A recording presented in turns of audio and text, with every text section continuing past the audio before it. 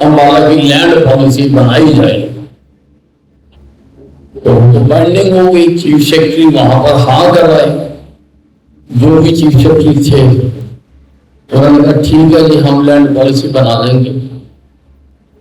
तो अब हरियाणा सरकार ने लैंड पॉलिसी बना दी। आगे मेरी एक एक बात को काम खोल कर अम्बाला की लैंड पॉलिसी बनाई जा रही है। मैं अम्बाला का नुमाइंदा हूं, मेरे से तो एक बार भी नहीं पूछा।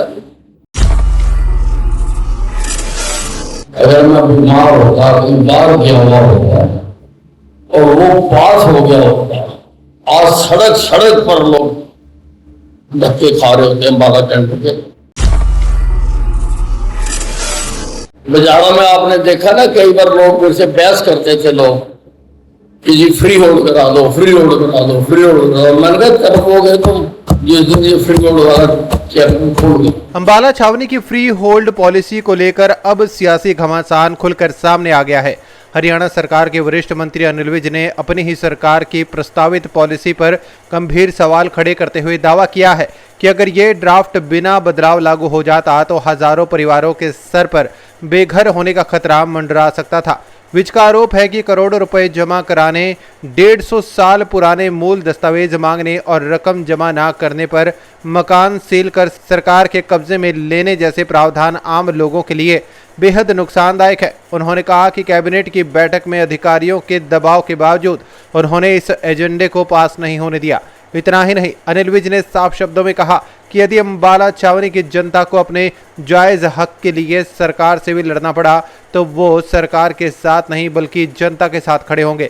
विज ने यह भी कहा कि पहले कोशिश होगी कि बातचीत से पॉलिसी की खामियां दूर हों, लेकिन जरूरत पड़ने पर अदालत का दरवाजा भी खटखटाया जाएगा। अब सबसे बड़ा सवाल यही है कि क्या सरकार इस पॉलिसी में बदलाव करेगी या फिर अम्बाला छावनी में फ्री होल्ड पॉलिसी को लेकर संघर्ष की नई पटकथा लिखी जाएगी। विज ने इन सब को लेकर आज अपने कार्यकर्ताओं के साथ खुलकर बात की और विज के दिल का दर्द होठों तक आ गया। सुनिए क्या कहा कैबिनेट मंत्री अनिल विज ने अपने कार्यकर्ताओं से। तो जब हाई कोर्ट ने ये आदेश दिया कि अम्बाला की लैंड पॉलिसी बनाई जाए, तो बाइंडिंग हो गई, चीफ सेक्रेटरी वहां पर हाँ कर रहे, जो भी चीफ सेक्रेटरी थे उन्होंने कहा ठीक है जी हम लैंड पॉलिसी बना देंगे। तो अब हरियाणा सरकार ने लैंड पॉलिसी बना दी। आगे मेरी एक एक बात को काम खोल कर लैंड पॉलिसी बना दी।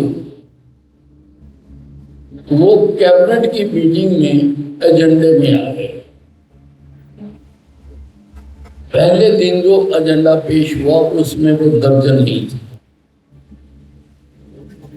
और दूसरे दिन सुबह जब शुरू हो जाती है तो एजेंडे में वो 17वां नंबर पर वो अम्बाला की लैंड पॉलिसी कह लो या फ्री होल्ड पॉलिसी कह लो, वो दर्ज थी। और अधिकारी ने वो पढ़ना शुरू कर कि भी ऐसे कोर्ट ने ऑर्डर दिए थे, ऐसे चीफ जस्टिस ने हाँ की थी और हमने ये लैंड पॉलिसी बना दी है, इसको पास किया था। और जैसे उन्होंने कहा पास किया जाए तो मैंने कहा मुख्यमंत्री जी अम्बाला की लैंड पॉलिसी बनाई जा रही है, मैं अम्बाला का नुमाइंदा हूं, मेरे से तो एक बार भी नहीं पूछा। और मैंने कहा एक बार का नहीं 7 बार का नुमाइंदा हूं अम्बाला से। भाई इसमें क्या है क्या नहीं है, अम्बाला की क्या तकलीफ है, अम्बाला के लोग क्या चाहते हैं, एक बार भी मेरे से नहीं पूछा गया। इस पर चीफ सेक्रेटरी ने फिर कहा कि नहीं ये तो पास कर। मैंने कहा नहीं, आज ये पास नहीं हो सकता, आज आप इसको डेफर करो। और मुख्यमंत्री जी मीटिंग बुलाएं, मीटिंग में वो कमेटी बना लें। भाई सोना बहुत जरूरी बात है, चाहे आपका मकान। मैंने मुख्यमंत्री जी को कहा कि आप मीटिंग बुला लो, जो लोग उसमें थे जिन्होंने ये बनाई उनको बुला लो, उनकी सुन लो, मेरी सुन लो, और उसके बाद आपको जो करना होगा कर देना। तो कोशिश कर, मैंने उस दिन मैटर डेफर करवाया, उसको उस दिन पास नहीं किया गया। हालांकि अधिकारियों के काफी जोर लगाने के बाद देखो आपकी किस्मत अच्छी है कि मैं उस दिन चला जाता। अगर मैं बीमार होता, कई बार गया हुआ होता और वो पास हो गया होता, आज सड़क सड़क पर लोग धक्के खा रहे होते हैं 12 घंटे के। जिस प्रकार की उन्होंने वो बनाई है, जिस प्रकार की पॉलिसी बनाई है, कुछ वक्त मैं उसके बताता हूं। मैंने फिर आकर अपने तीनों वकील बुलाए, दिलीप मित्तल बुलाया, अजय वालिया बुलाया और सरपाल सरपाल को बुलाया। दिलीप मित्तल आया हुआ है नहीं, तभी आप उसको पढ़ो सारे। मैं भी पढ़ूंगा पर मेरे लिए पढ़ना थोड़ा सा कठिन है क्योंकि मेरी आंख की प्रॉब्लम हुई है, मैं कुछ पढ़ नहीं पाता। पर मोटी मोटी बातें जो उसमें हैं, मोटी मोटी बारीक में बताएंगे। मोटी मोटी बात ये है कि हर आदमी को जितनी जमीन उसको अलॉट हुई है उसकी कलेक्ट्रेट रेट पर रजिस्ट्री करवानी पड़ेगी। हर आदमी को कलेक्ट्रेट, मान लो अगर किसी के पास 1000 गज जमीन है और 60,000 रुपए वहां का कलेक्ट्रेट रेट है, तो उसको 6 करोड़ रुपए जमा करना पड़ेगा। 6 करोड़, चाहे 100 गज का मकान है, चाहे 200 गज का है, चाहे 500 गज का है, चाहे 1000 गज का है, चाहे 2000 गज का है, सबको कलेक्टेड रेट के हिसाब से पैसे जमा कराने पड़ेंगे। और उससे आगे उन्होंने जो लिखा है, उन्होंने कहा जो नहीं कराएगा उसका मकान सील करके सरकार अपने कब्जे में लेके उसको बेच देगी।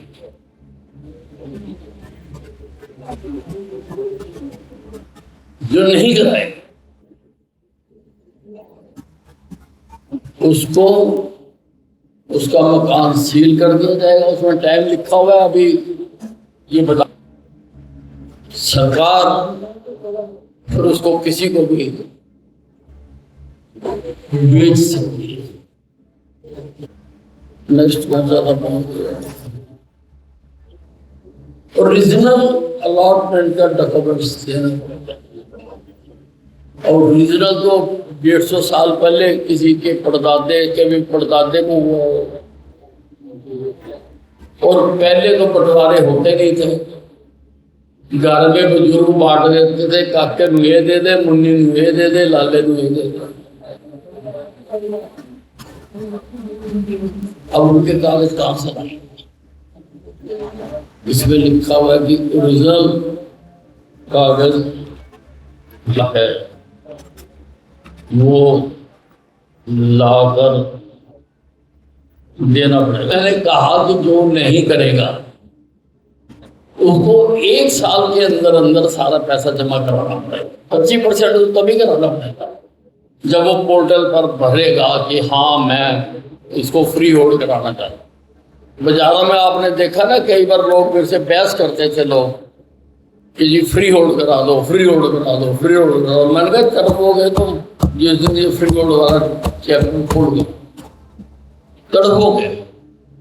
अब उन्होंने लिख दिया कि 25% तो पहले जमा करा दें और 1 साल के अंदर बाकी फिर 25% 4 महीने 1 साल तक तो सारा पैसा जमा करा, जो नहीं कराएगा उसका सामान निकाल के बाहर फेंक दिया जाएगा और उसको ताला लगा दिया जाएगा और प्रॉपर्टी सरकार को नेक्स्ट जहाँ जो अप्लाई नहीं करता उसका साल के बाद सरकार जमीन ले लेगी।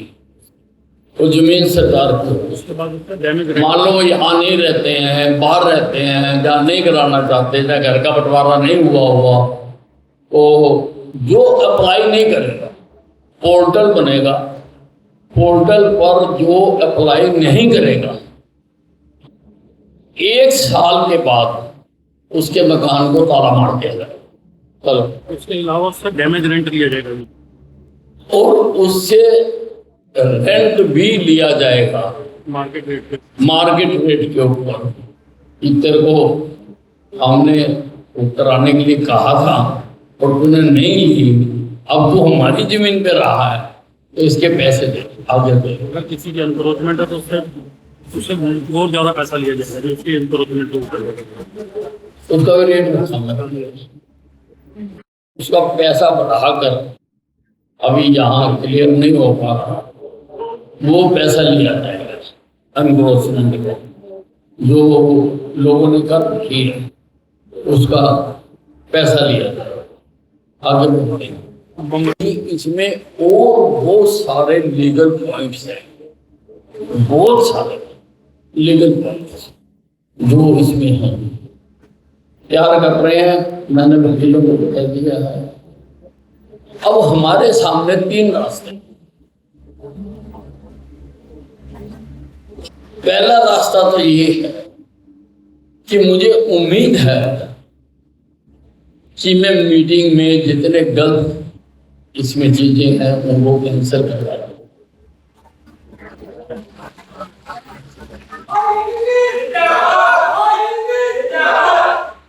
क्योंकि मुझे अम्बाले का इतिहास शुरू से लेके आखिर तक पता है। मैं करवा लूंगा जैसे मर्जी, वो दलीलें देंगे, हम करवा लेंगे। पहले बात तो ये। दूसरी बात, अगर वो नहीं मानते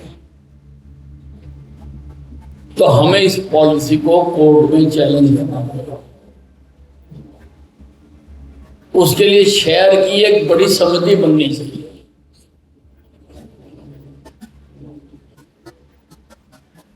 जो इंटरेस्ट लेके लड़े।